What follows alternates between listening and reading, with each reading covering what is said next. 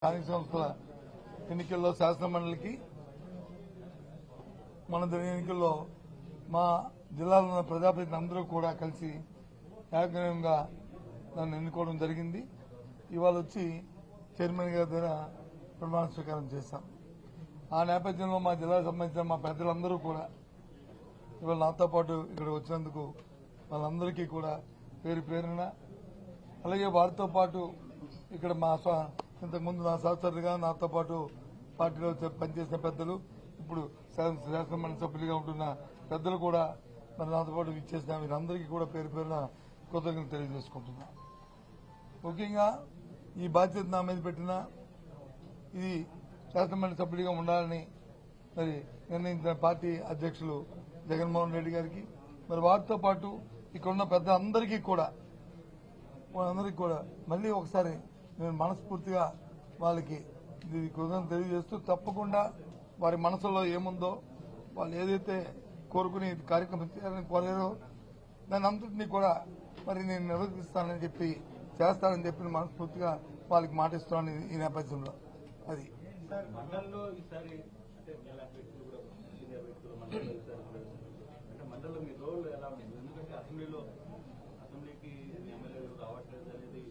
మండలిలో అసెంబ్లీకి రాలేదు, అసెంబ్లీకి వచ్చారా, మండలిలో వచ్చారా లేదా ఇది సమస్య కాదు.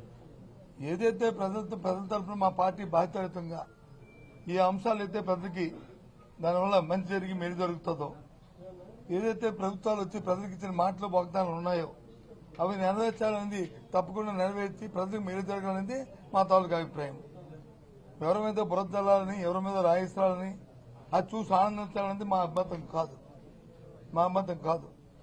బాధ్యతాయుతంగా ప్రజల పక్షాన ప్రజల గొంతుగా నిలబడి ఇవాళ మండలిలో మా పార్టీ తాలూకా వాడిని, మా పార్టీ అభిప్రాయాన్ని, విధానాన్ని, అలాగే ప్రజల తరఫున పడుతున్న ఏమైనా ఇబ్బందులు వస్తే ఆ ఇబ్బందులకి ప్రజల దృష్టికి మరి సభ ద్వారా ప్రభుత్వం దృష్టికి తీసుకొచ్చి దాన్ని సఫలీకృతం చేయడానికి మా వంతు ప్రయత్నం చేస్తాం. ఇదండి గొంతుని వినిపిస్తారు. ఎన్నాళ్ళైంది శాసనసభ స్టార్ట్ అయ్యి? ఎన్నాళ్ళైంది? ఇంకా ఓ సభ అయింది. ఆ సభ అప్పుడే మీరు ఆ నిర్ణయానికి వస్తారుగా. ఇప్పుడు 3 నెలలు అయింది. 75 రోజు, ఇది 75వ రోజు అనుకుంటాను. మరి ఇప్పుడు ప్రజెంట్ ప్రభుత్వం ఎన్నో వాగ్దానాలు చేసింది. ఎందుకు చేయలేదు అంటే దానికి అర్థం ఉందా? Take time, give time, you will see.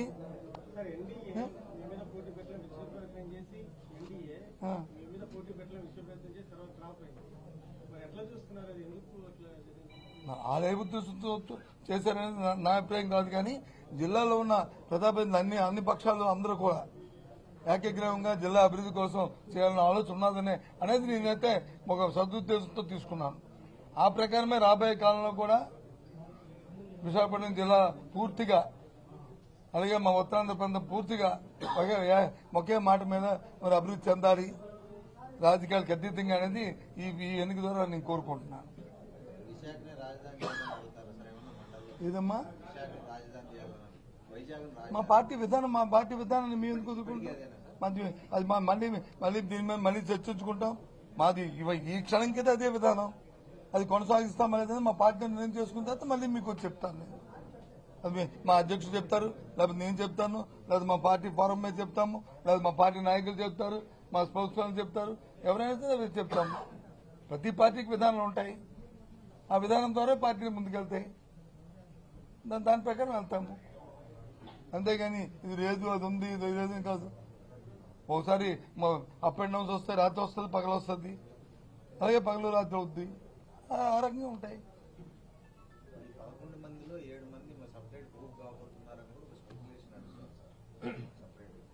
నాకు జ్యోతిష్యం రాదు, నేనేమి జ్యోతిష్యం చెప్పిన వ్యక్తిని కాదు. మీ మీడియాలోకి వచ్చి నేను స్పెక్యులేషన్ చేయలేను. నేను సామాన్యుని, వాస్తవాలకు దగ్గరగా ఉన్నవాడిని. కాబట్టి వాస్తవాలు ఏమంటే మాట్లాడుకుంటాం. లేదు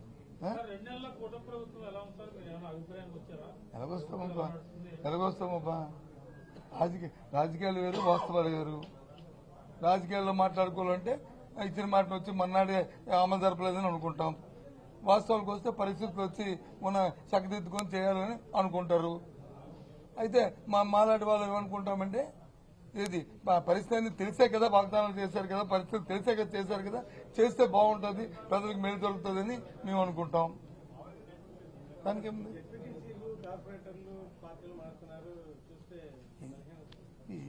ఇది మన ఒక్క రాష్ట్రం జరుగుతుందా? భారతదేశ రాజకీయాల్లో ఎక్కడ మన ఒక్క రాష్ట్రంలో ఉంది ఇది. ఈ మారడాలు చేరడాలు ఇవన్నీ వస్తుంటాయి. కొత్త నీరు పోయి పాత నీరు వస్తుంది, పాత నీరు పోయి కొత్త నీరు వస్తుంది.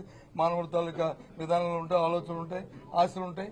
ఆశలకు అనుగుణంగా ఆలోచనకు అనుగుణంగా వెళ్తుంటారు, చేస్తుంటారు. జరిగితే మన ప్రతిభ, జరగకపోతే అవతల ప్రతిపత్తి. నేను చూస్తాను అనలేదు, అవతల అంటారు కదా అన్నాను. నేను చూస్తాను అనలేదు. తప్పు నా మీద తొయ్యకు.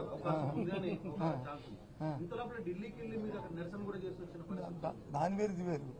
ఢిల్లీకి తిరిగి వెళ్ళాము, రాష్ట్రంలో జరుగుతున్న శాంతి భద్రత వెళ్ళాము, జరుగుతున్న దౌర్జన్యాలు దమనకాండల మీద వెళ్ళాము. అంతేగాని మిగతా విషయాలు మేము మాట్లాడలేదు. అక్కడ మేము మాట్లాడామని చెప్పండి, నాకు తెలియదు. మీకు అనిపించిందా? మేము వెళ్ళింది, మా పెద్దలందరూ వెళ్ళింది, మా నాయకుడు వెళ్ళింది, అందరూ కలిసి వెళ్ళింది. జరుగుతున్న దౌర్జన్యాల మీద, జరుగుతున్న హత్యల మీద, జరుగుతున్న దానకాండల మీద, దాని మీద వెళ్ళాం. అది ఎప్పుడు కూడా ఇంతకుముందు రాజకీయాల్లో జరగలేదు. ఈ రాష్ట్రంలో ఎన్నికలైన తర్వాత జరగలేదు కాబట్టి దాన్ని ఆపాలేదన్నాం. దానికోసం వెళ్ళాం. దాన్ని ఎత్తి మొత్తం దేశం యావత్తు దేశం దృష్టికి తీసుకెళ్ళడానికి వెళ్ళాము. అది సఫలీకృతం అయ్యాము. ఎవరు పెడుతున్నారు? పెట్టుకో సార్, ఒకటి చెప్తాను. కేసులు పెడుతున్నారు, అధికారుల పెడుతున్నారు, లేదా మామయ్య పెడుతున్నారు, లేదా తీరం పెడుతున్నారు అనే దానికి నేను దానికి పోను. తప్పు చేసిన వాడు శిక్ష అనుభవించవలసిందే. నేను దానికి వ్యతిరేకం కాదు. అయితే ఎప్పుడు తప్పు చేయని వాడిని కానీ తప్పు చేసినట్టుగా నిరూపించి వాడిని చేయగలని వస్తే జరిగే పరిణామాలు ఉత్తిపోదు. రేపు మళ్ళీ ఇదే రోజులు వస్తుంటాయి. అది గుర్తుంచుకుని ఏ పని చేస్తే పర్వాలే. ఇది ఇంకోటి కూడా మర్చిపోయారు. ఏదో 4-5 రాస్తున్నారు. ఇంకా ఇది కూడా ఇచ్చాం. దాని పేరు ఏం పేరు? ఇంటరాక్టివ్ ప్యానల్స్ కూడా రిపీట్ ఆర్డర్ ఇచ్చాం. మర్చిపోయారు మీరు. ఐఎఫ్టీలు అది ఎందుకు రాయట్లేదు మరి నాకు తెలియదు, కానీ అది కూడా ఇచ్చాం. అది కూడా ఏవైనా సరే ప్రభుత్వం మాది కాదు, మేము కాదు. మేము వద్దన్నా ఎంక్వైరీలు మానరు, మేము చేయమన్నా చేయరు. ఏదైనా సరే చేసుకుని తప్పు చేస్తే తప్పు జరుగుతుంది. దానికి ఉంది. నేను రెడీ కాదంటాను బాబు, మానేస్తావా? నేను రెడీ కాదంటాను, మానేస్తావా? బాబు అని గడ్డం పడుకుని మానేస్తావా? లేదు చెయ్యి అంటాను, చేస్తావా? కాదు కదా. ఎందుకు అవన్నీ అప్రోచ్? ఎలాంటి ఇంతమంది పెద్దలు ఉంటున్నప్పుడు, ఎలాంటి ఇన్ని మీడియా ఉంటున్నప్పుడు ఈ చిన్న ప్రశ్నలు వేసి చూసే ప్రజలకు వచ్చి విసిగించడం మంచిది కాదు. ఇది కొద్దిగా హైలైట్ గా ఉండేవి, రాష్ట్రానికి పనికొచ్చేవి, దానివల్ల ఉపయోగపడేవి అవేయండి. ఇవెందుకు పనికిమాలిన క్వశ్చన్లు అని నేను అనుకుంటున్నాను. I'm sorry. నా మీద కానీ ఎవరి మీదైనా సరే నేను చెప్తున్నాను. నా మీద కానీ ఎవరి మీదైనా సరే నీకు అంటుందంటే నేను వద్దండి మానేసాను. ప్రభుత్వం మాది కాదు, ప్రభుత్వం ఉంది, చేయమండి, తప్పేముంది. ఇంకోటి చెప్పడానికి నేను యాడ్ చేశాను. ఇంకో 2 ఉన్నాయి, అవి కూడా యాడ్ చేస్తాను. అవి కూడా తప్పేముంది. వద్దలే కదా. ఏంటి ఏమంటారు దానికి? ఇప్పుడు మళ్ళీ దానికి సపరేట్ ప్రెస్ పెట్టుకుందాం. అసెంబ్లీ కౌన్సిల్ జరిగినప్పుడు చర్చ వస్తుంది, లేకపోతే వచ్చినప్పుడు వచ్చి దాన్ని సపరేట్ ప్రెస్ పెట్టుకుని అప్పుడు దాన్ని మాట్లాడుకుందాం. ఇలాంటి ఇది అప్రస్తుతం. ఇలాంటి దయచేసి వీలైతే అది డిలీట్ చేసేయండి. ఏది ఉంటే అది చేసుకోమని చెప్పండి చాలు. మిగతా ఎందుకు అనవసరం. అంతే కదా. అంతేనా? ఇంకేం బాగా అందరూ ఫీల్ గుడ్ అయినా కదా? అందరూ బాగున్నారు కదా? Thank you very much for coming and joining my occasion. Thank you. అది మడిగా వస్తాను. నేను 2-3 రోజులు వస్తాను. వచ్చినప్పుడు వచ్చి పిలుస్తాను అందరినీ. వారాలు వస్తాను. కాఫీ లంచ్ చూసుకుని అందరం కలుసుకుందాం. Okay, bye, see you. మనసే అందరికీ కూడా మాతో వచ్చే మా పెద్ద అందరికీ మీ ద్వారా వాళ్ళందరికీ కూడా మళ్ళీ నేను హృదయపూర్వక కృతజ్ఞతలు తెలియజేస్తాను. Thank you. ముందు ఒక వాయిస్ వచ్చింది సార్ అందుకోసం